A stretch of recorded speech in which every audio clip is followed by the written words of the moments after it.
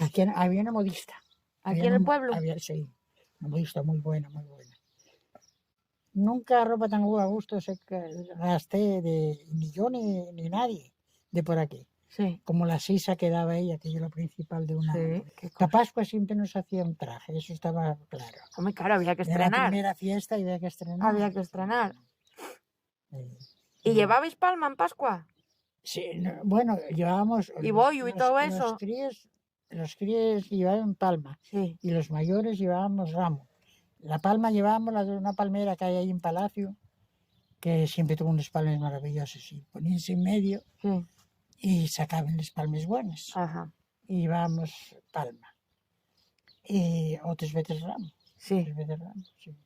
¿Y había tradición de lo de los padrinos dar? ¿Qué daban Sí, los sí. padrinos? Bueno, unos daban bollo. Bollo de... Sí, el bollo. ¿El de hojaldre de dulce? Sí. Y otros daban dinero, Claro. Y todavía lo mismo que se sigue haciendo hoy, ¿eh? Sí. No, me di que los bollos como... Pues paviles tienes esos que son así como más duros, más tal. Sí. Hay los de hojaldre y luego están esos que son como si fuera bollo suizo con huevo o no sé qué. Sí, no, estos son de hojaldre, son grandes, y una tarta grande. Sí.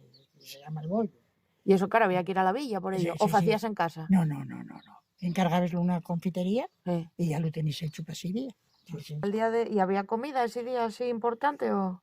No, en todos los casos no, como hoy.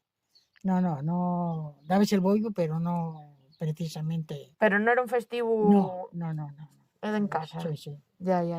Dabas el bollo y ya está. Unas veces dabas el bollo y dinero, Sí. como ahora, igual que ahora.